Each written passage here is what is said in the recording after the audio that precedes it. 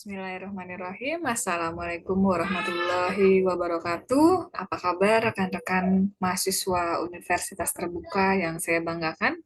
Semoga teman-teman selalu dalam keadaan sehat, selalu dalam keadaan baik, bahagia, sehingga teman-teman bisa mengikuti sesi perkuliahan dengan penuh semangat.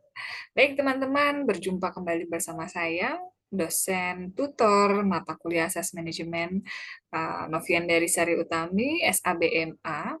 Teman-teman, hari ini kita masuk kepada sesi ke-6, di mana kita akan membahas mengenai fungsi dari manajemen yang selanjutnya, yaitu fungsi pengawasan atau controlling.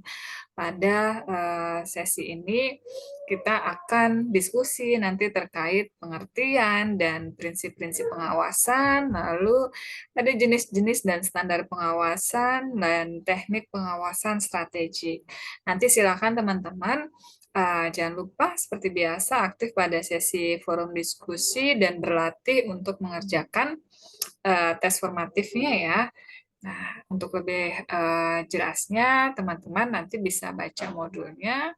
Kali ini saya share sedikit saja terkait apa namanya fungsi dari pengawasan di sesi ke-6 ini.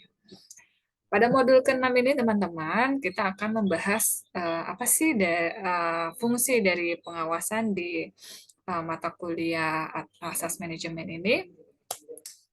Oke, sebelumnya pengawasan ini adalah usaha untuk menilai dan menentukan apa yang sedang dilaksanakan dengan cara menilai hasil atau prestasi yang dicapai. Jika terdapat penyimpangan dari standar yang telah ditentukan, maka segera dilakukan perbaikan. Oke, gimana caranya kita mau menilai suatu pekerjaan itu sudah sesuai atau belum? Yang pertama kita harus punya standarnya dulu nih teman-teman.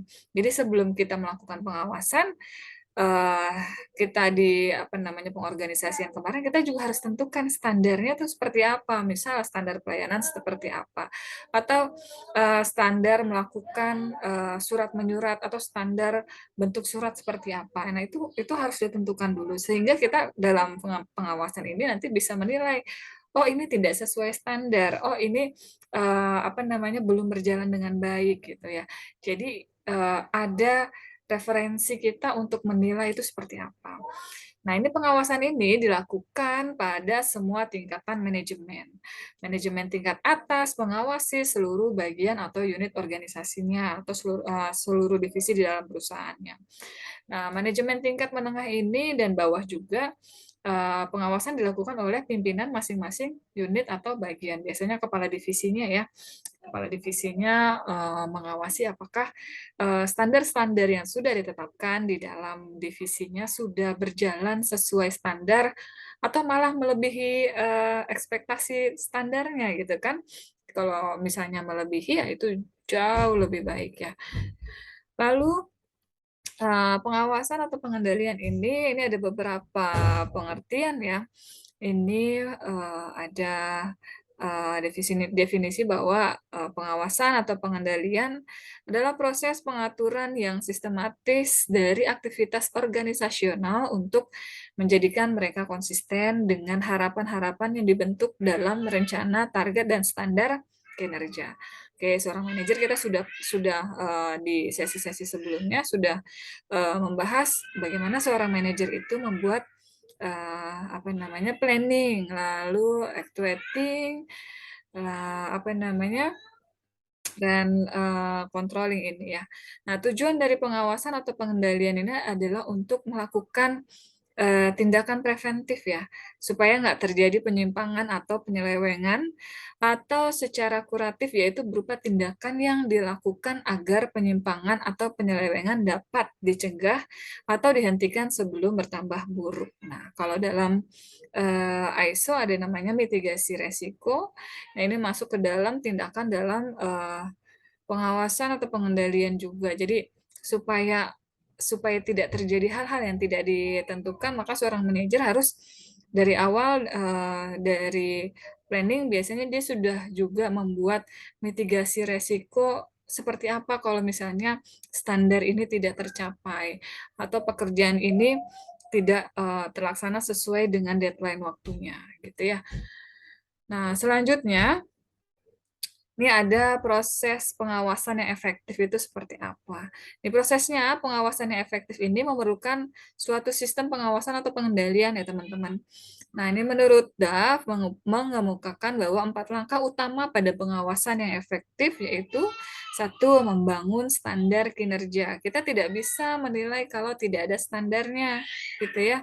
Standar kinerjanya seperti apa, atau standar operasional prosedurnya seperti apa, SOP-nya seperti apa. Lalu kita juga harus mengukur kinerja yang aktual, lalu membandingkan kinerja dengan standar. Oke, di standar misalnya standar produksi 1 hari itu standar minimal produksinya misalnya 1.000 pieces, tapi pelaksanaannya tidak sampai 1.000 nih, 900.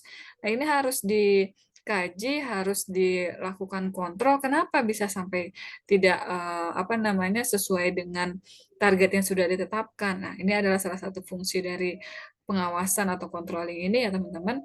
Lalu yang terakhir adalah tindakan koreksi. Nah, tadi kalau kita sudah tahu kenapa, bisa ada misalnya tercapaian standar, maka kita bisa melakukan tindakan koreksi. Tapi jauh jauh sebelum tindakan koreksi harusnya kita sudah mulai memitigasi resikonya seperti apa, gitu ya.